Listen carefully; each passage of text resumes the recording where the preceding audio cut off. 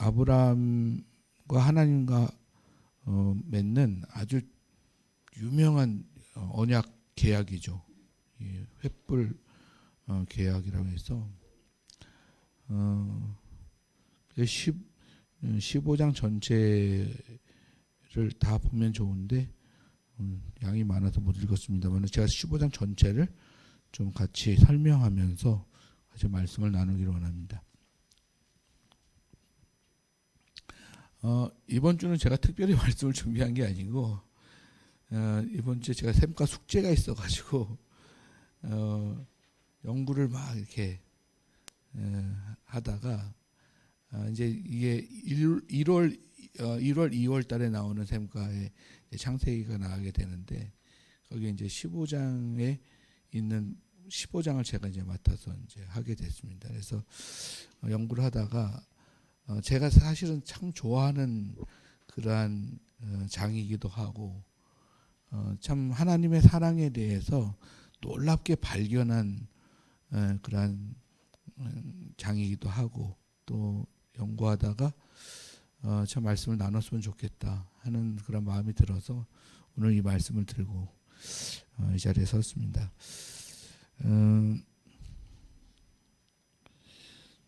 아브라함이 오늘 15장에 15장까지 오기 전까지는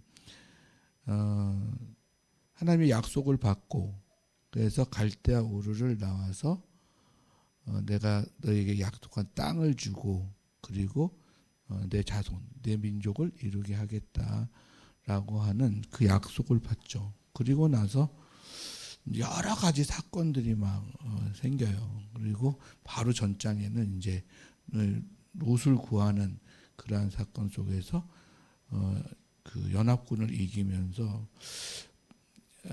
그 아브라함이 이제 여러 가지 약속을 받은 다음에 일어난 그 사건들을 이렇게 받아내면서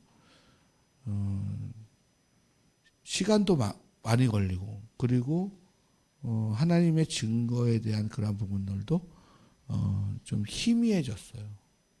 그러니까 시간이 많이 지나다 보니까 그러니까 오늘 15장에 보면 뭐부터 시작하냐면 아브라함아 두려워하지 마라 이렇게부터 시작합니다. 아브라함아 두려워하지 마라.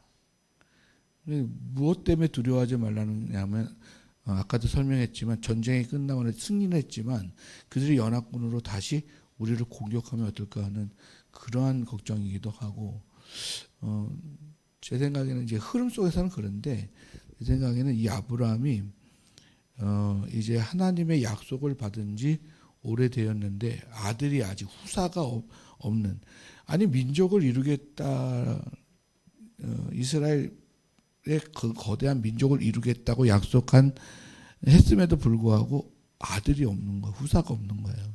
그러다 보니까 그 약속에 대한 신앙이 희미해지는 그런 상태인 거죠. 이제 우리로 돌아와서 좀 생각을 해보면 이런 거죠. 우리는 하나님의 자녀로 부르심을 받아서 구원 얻은 백성으로서 이 땅에 삶을 지금 살아가고 있는데 우리의 삶이 워낙에 세상의 거대한 이 움직임 속에 또 나가보면 아시겠지만 하나님을 믿는 사람을 만나기보다는 세상의 사람들을 많이 만나게 되고 하나님의 방식으로 살아가는 것보다는 세상의 방식으로 살아가는 그러한 것을 우리는 많이 만나게 되어지잖아요. 그러면서 교회 안에 오면 우리는 정말 조금 하나님의 역사하심과 약속하심과 하나님의 방식과 이런 것들을 또 성도들끼리 나누고 그런 이야기가 통하지만 세상으로 나가면 전혀 얘기가 통하지 않는 그런 것들 그리고 약속하신 것에 대하여서 이렇게 응답이 오고 좀 확증이 오고 경험을 하고 이게 계속적인 그런 역사가 있어야 되는데 일상이 그냥 너무 여러분 하루를 생각해 보면 일상이 너무 그냥 뭐라 그럴까 상당히 일반적이잖아요. 그냥 아침에 일어나서 뭐 준비하고 회사 가고 갔다 와서 또 그리고 다시 또 조금 편하게 쉬고 잠을 자고 아침에 일어나면 또 다시 일상이 반복이 되어진단 말이에요. 그런 것이 하루 이틀 한 달 1년 이렇게 가다가 보니까 좀 느슨해지는 거죠. 하나님께 대한 받은 그런 비전과 소망과 또 하나님 나라에 대한 것들이 희미해지기 시작하게 되어지는 거죠. 아브라함의 일상도 그런 갈대아우르에서 받았던 그 소명의 강한 메시지에 내가 반응하고 나아가는 그런 큰 체험이 있었지만, 그러나 그 삶 속에 이제 점점 그 비전과 소망이 희미해져가는 그런 모습을 보게 되어지죠. 그때 무슨 마음이 생기냐, 이제 두려운 마음이 생기는 거예요. 땅에 대하여서는 문제가 생기지 않는데 하나님을 믿는 사람으로서는 하늘에 대한 문제, 내가 하나님과의 관계 이래야 되는가? 또 하나님께로 받은 어떤 비전과 소망, 또 하나님께서 나에게 주신 구원과 생명, 이 모든 것들에 대하여서 참 이제 좀 식어지는 거죠. 신앙이 뜨거웠던 마음들이 식어지게 되어지는 거예요. 그렇다고 해서 믿지 않는 사람처럼 부인하지는 않아요. 하나님을 부인하거나 하나님의 약속에 대한 부인을 하지는 않죠. 그렇지만 이제 그러한 느슨함 속에서 나타나는 그러한 현상 중에 하나가 뭐냐면, 하나님의 비전에 대하여서 부인하는 게 아니라 안 된다 이러는 것이 아니라 하나님의 비전에 대하여서 인간적 방식으로 그 하나님의 일을 이루어 보려고 하는 마음이 생기게 되어져요. 내가 뭔가 좀 하려고 하는 그런 마음이 생긴단 말이에요. 그것이 이제 오늘 본문의 15장 이제 위에 오늘 읽은 것 위에 보면 아브라함에게 하나님께서 나타나셔서 두려워하지 마라. 나는 내 방패고 내가 너의 지극히 큰 상급이라 그렇게 말씀하시면서 아브라함이 그렇게 얘기해요. 주 여호와여 무엇을 내게 주시려 하나이까? 이렇게 얘기를 할 때 아브라함이 나는 자식이 없사오니 나의 상속자는 다메섹 사람 엘리에셀입니다. 이렇게 얘기를 해요. 엘리에셀은 누구냐면 그가 데리고 있는 종이거든요. 그 종을 향해서 나는 이제 자식이 없으니까 나의 상속자는 이 사람이 될 것입니다. 이렇게 이야기를 하면서 하나님께서 분명히 내 상속자를 통하여서 믿음의 민족을, 이스라엘 민족을 만드시겠다고 약속을 하셨는데 그 약속을 이 사람으로 이루십시오. 이렇게 얘기를 하는 거예요. 그렇게 희미해졌을 때 인간적 방식으로 다가가는 우리의 모습, 하나님을, 우리가 인간적 세상을 살아가다 보면 하나님께 나아가야 됨에도 불구하고 인간을 더 의지하고 인간의 방식을 더 의지하며 살아가게 되어지는 그런 모양들이 나오게 되는 거예요. 그런 의미 속에서 고난이라고 하는 것은 되게 큰 선물입니다. 고난이라고 하는 것이 왔을 때 그때에 이 틀어진 것들이 다 잡아져요. 그 고난 때문에. 그 고난을 통하여서. 그 고난이라고 하는 것이 다른 데서 오는 것이 아니라 하나님이 그 결핍되고 약하여져 있는 그러한 곳에 하나님이 임하셔서 말씀을 하시죠. 그러니까 육신의 방식을 가지고 있는 사람이 하나님이 들어와 버리면 그때부터가 고난인 거예요. 또 하나님의 사람이 육신을 따라 살아가게 되어질 때 하나님의 그러한 일을 하는 사람이 육신의 일과 부딪히면 그때부터 고난이 생기는 거예요. 그게 고난이라고 그래요. 그러면서 믿는 사람들은 하나님의 방식을 찾아 나가는 거죠. 그래서 오늘 보면 그렇게 두려움에 떨고 있을 때 그래서 흔들려서 인간의 방식으로 엘리에셀입니까? 이렇게 이야기할 때 하나님은 나타나셔서 선명하게 다시 약속을 재확인을 시키십니다. 그러면서 하나님께서 말씀하시죠. 아브라함아, 그게 아니고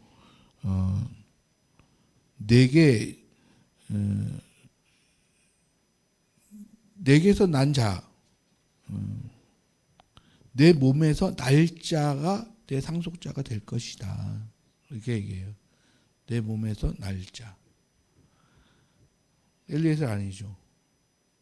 그런데 현실은 나이도 들고 시간도 들고 환경이 되지 않아요. 그럼에도 불구하고 하나님은 내 몸에서 날짜여야 된다 라고 얘기를 하시죠. 그리고 나서 데리고 나가요. 그리고 나가서 하늘의 별을 보여주시면, 무별을 보여주시면서 셀 수 있나 보라. 그러면서 그에게 이르시되 내 자손이 이와 같으리라. 이렇게 얘기합니다.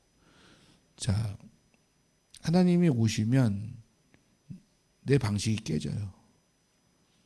그리고 내 정도도 깨집니다.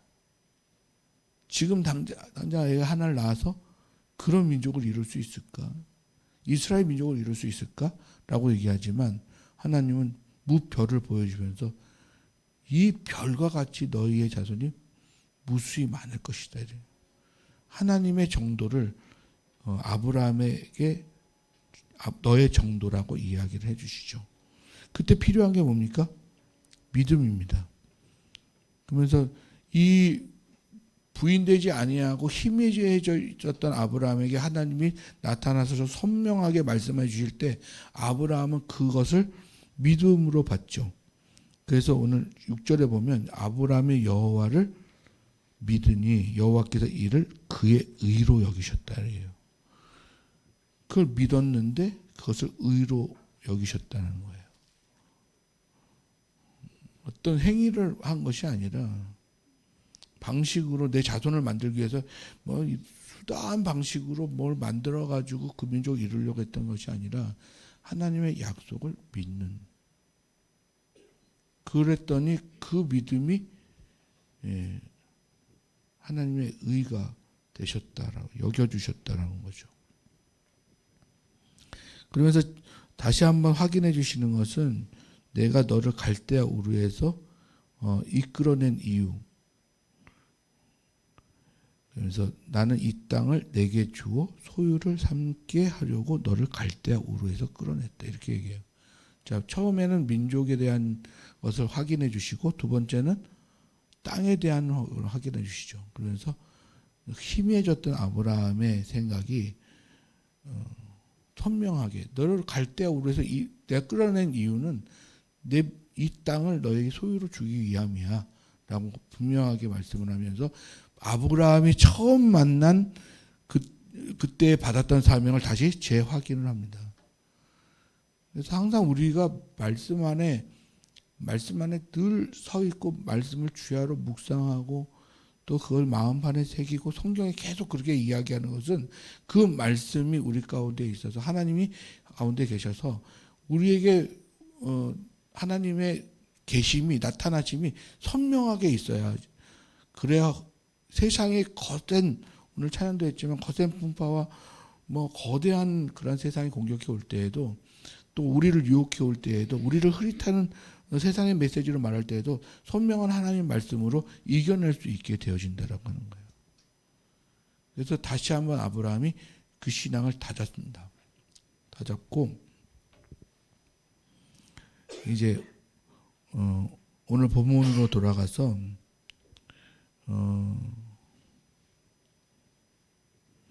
하나님 앞에 이제 9절에 가서 8절에 가서 이렇게 얘기해요. 내가 이 땅을 소유로 받을 것을 무엇으로 알 수 있습니까? 이렇게 얘기해요. 그러니까 하나님께서 땅을 주시겠다고 그랬는데 그 땅을 주신 것에 대해서 내가 어떻게 알 수 있습니까? 라고 얘기할 때 하나님께서는 제물을 요구하시고 제사를 요구하세요. 그래서 나를 위하여 3년 된 암소와 3년 된 암염소와 3년 된 양과 산비둘기와 집비둘기 새끼를 가져오라. 그래서 그것을 쪼개서 놓아라. 이렇게 쪼개서 놓아라. 그러면서 하나님 앞에 너가 나와 계약을 하기를 원한다. 이렇게 이야기를 하면서 아니 무엇으로 이 땅의 소유를 알 수 있습니까? 라고 얘기할 때 그 짐승들을 갖다가 놓고 그것을 쪼개 놓아서 나와 언약을 맺어라. 이렇게 이야기를 하세요. 그래서 하나님께서 이 약속하신 이 언약은 무슨 언약이냐 하면 내가 이 약속을 통해서 그냥 마음으로만 생각으로만 갖지 않고 분명하게 너의 이 약속, 땅을 주겠다고 하는 약속을 역사 안에 드리겠다라고 하는 그러한 확신을 주세요. 그래서 하나님께서 결국 주시는 것은 뭐냐면 내가 너를 이 약속을 통해서 반드시 이 약속을 네가 하면 반드시 짐승을 쪼개놓고 나랑 이 약속을 하게 되면 반드시 내가 이것을 이루리라고 하는 하나님의 의지를 나타내십니다. 무엇으로 이 땅을 나에게 주신 줄 압니까? 라고 했을 때 그냥 땅을 그냥 지도를 쫙 보여주면서 여기가 여기야 이렇게 보여주시는 거, 아니면 그 땅을 딱 다니면서 밟는 땅 다 네 거야 라고 보여주시는 이런 거, 아니면 돈을 갖다가 엄청난 돈을 막 줘가지고 너가 땅을 주겠다는 약속을 이 돈으로 할게. 아니면 어떤 땅을 소유한 어떤 부자를 데려다 놓고 이 사람을 내가 증거로 이 땅을 준다는 약속을 삼을게. 여러분 어떤 보증을 여러분 더 신뢰하십니까? 내가 이 땅을 줄게. 그랬더니 이 땅을 줄게. 임영희 권사님, 제가 저기 양평에 있는 땅을 10만 평을 드리겠습니다. 그랬더니 에이, 제가 목사님의 어떤 신뢰는 합니다만은 목사님의 자본은 신뢰할 수가 없습니다. 이제 그래서 무엇을 증표로 삼아야 신뢰를 할 수 있습니까? 그때 우리 교회 샘플이 있으면 좋은데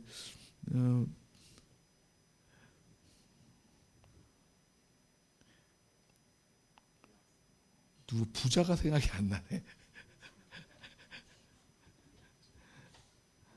옛날에 삼성 회장이셨던 이병철 씨를 보증을 딱 세워가지고 이분이 보증이니까 제 말을 믿으세요. 땅을 드리겠습니다. 단지 당신의 마음을 내게 주십시오. 이렇게 믿음을 나에게 주십시오. 이렇게 얘기하는. 아니면 그 땅만큼의 돈을 이만큼 쌓아놓고 이 돈이 이게 있으니까 내가 당신에게 땅을 준다는 걸 믿으세요. 이런 것과 또 뭐가 있을까요? 또 보증으로 세울 수 있는 거예요. 요즘 잘 나가는 그런 주식을 딱 줘가지고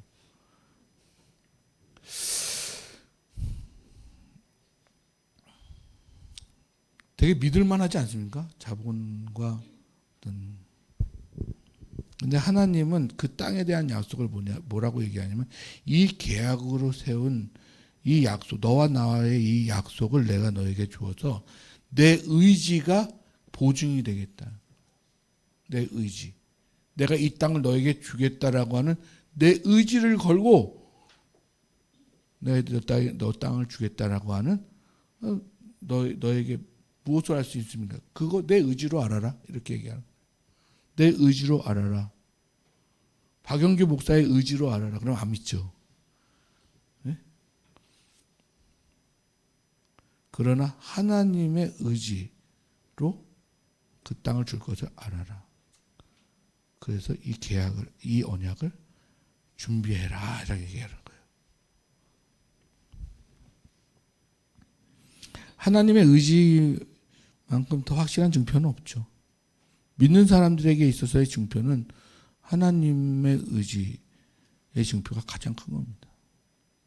사람이요? 믿을 수 없습니다. 사람들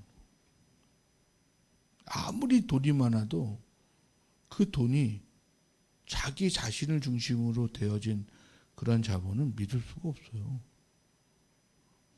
돈이 눈앞에 있어도 언제 손에 쥔 모래와 같이 사라질 수 있는 돈이 이게 자본이에요. 돈이라는 게.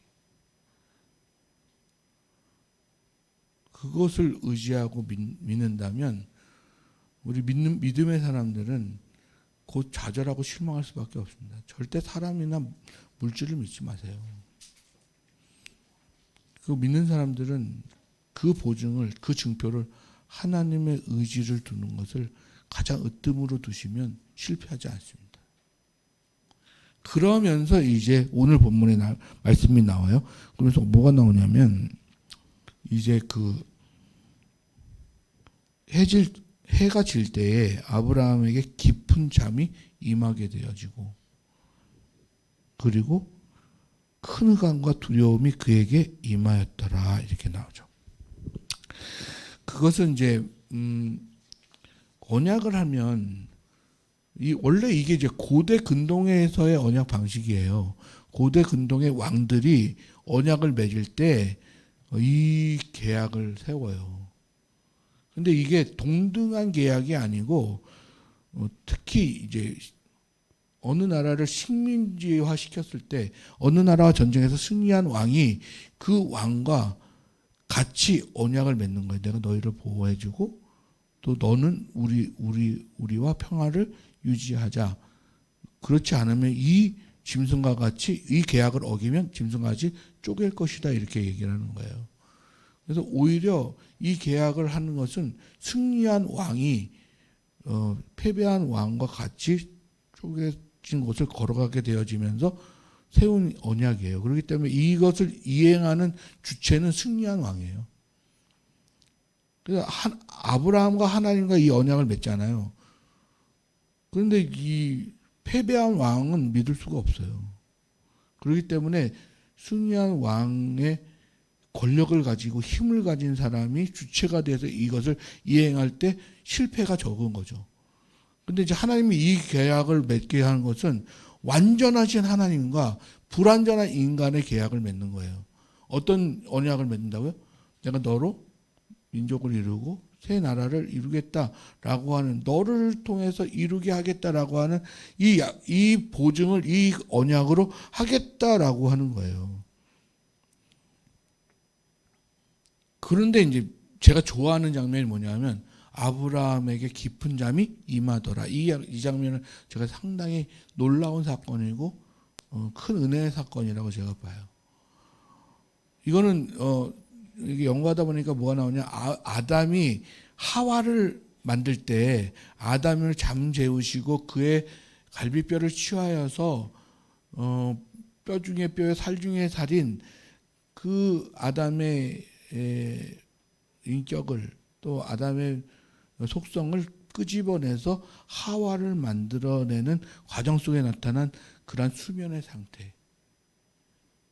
또 여호와가 임할 때에 여호와를 보게 되어지면 인간은 죽음을 당하기 때문에 그때에 여호와를 바로 볼 수 없도록 수면의 상태, 취함의 상태, 황홀경의 상태, 이때를 이제 잠이 임하게 되어죠. 그리고 나서 맨 마지막 절에 뭐가 나오냐면 17절에 해가 져서 어두울 때에, 이제 이건 뭐냐면 이 계약이 거의 끝날 때쯤에 이제 연기가 나는 화로가 보이며 타는 횃불이 쪼갠 고기 사이로 지나가더라.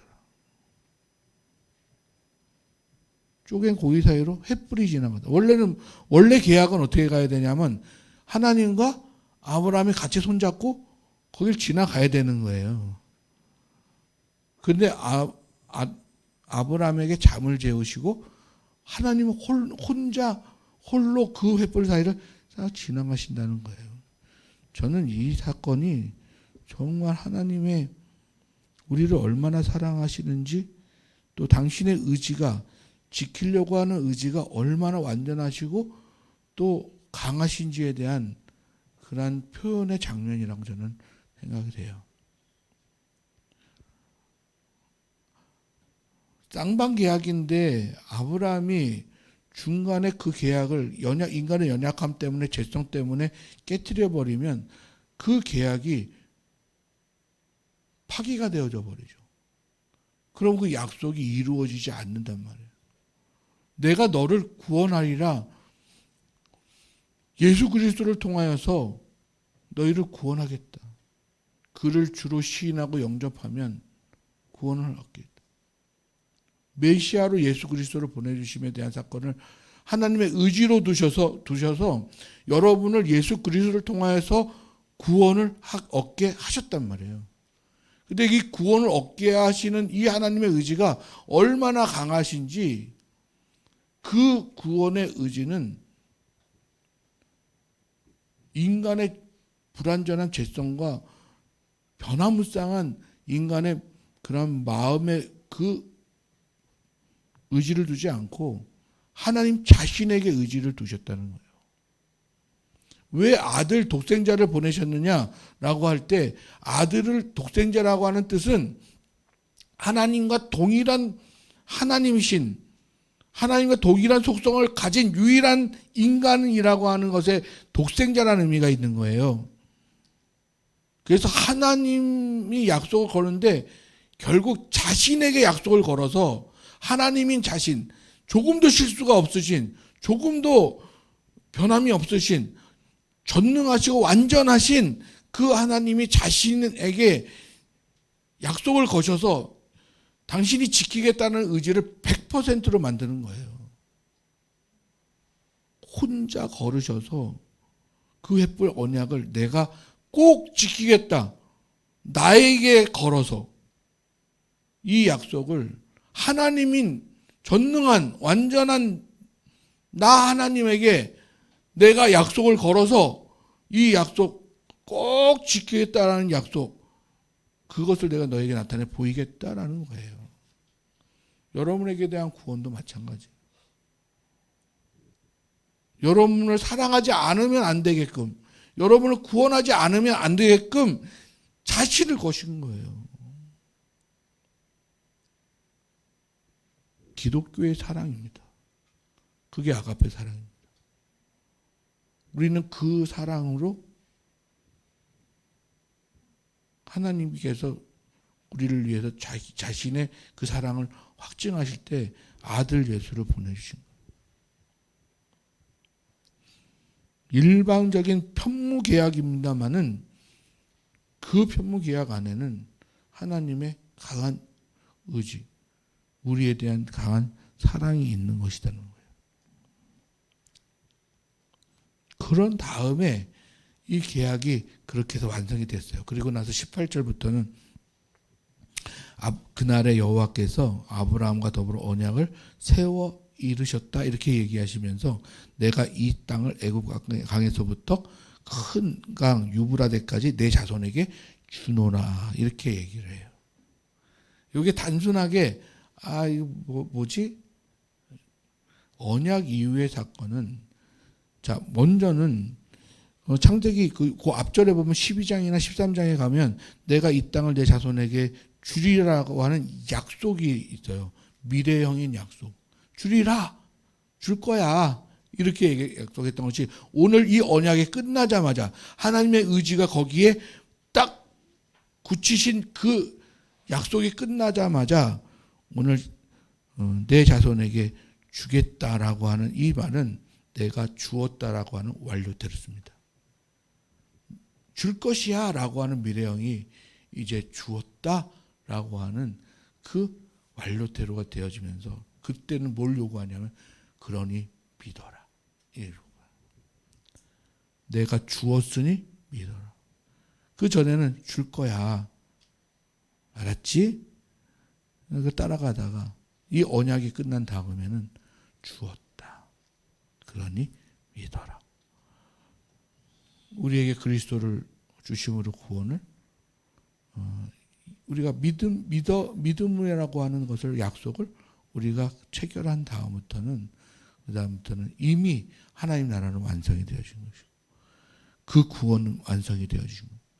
그러니 우리는 갈 때가 정해져 있으니 해야 될 것은 오직 믿어라. 그 믿음이 곧 의가 되게 하시겠다. 우리의 의는 그리스도의 의밖에 없습니다. 우리의 행함으로는 그 의에 다다를 수가 없습니다. 우리는 그 믿음으로 말미암아서 이젠 주었다라고 하는 믿음을 가지고 우리가 하나님 앞에 우리 자신들을 세워나가는 저와 여러분 되어지기를 간절히 소망합니다. 오늘 이 하나님의 완전한 의지의 이 계약을 여러분과 하셨다, 아브라함과 하셨다라고 하는 이 사실을 다시 한번 묵상하시면서 그 사랑을 감사하고 찬양하고 정말 영광 올려드릴 수 있는 그러한 제 마음을 어떻게 꺼내서 보여드리고 싶은데, 이 말씀 15장 말씀은 저에게 있어서는 정말 너무 하나님의 크신 사랑을 경험한 저의 큰 체험의 말씀이에요. 이런 사랑을 하셨구나, 나의 연약함을 이렇게 완성시키셨구나라고 하는 그런 말씀인데, 우리 성도님들에게도 성령을 통하여서 그 마음이 같은 마음이 가져지기를 간절히 소망합니다. 기도하겠습니다. 하나님 아버지, 감사를 드립니다. 오늘 아브라함과의 언약을 통하여서 하나님의 마음을, 또 하나님의 의지를 경험하고 체험케 하여 주시니 감사를 드립니다. 아버지 하나님의 이 크신 사랑을 찬양하고 영광 올려드리기 원합니다. 우리 성도들의 신앙 고백을 받아주시옵소서. 감사드리며 모든 말씀 우리 주 예수님 이름으로 기도합니다. 아멘.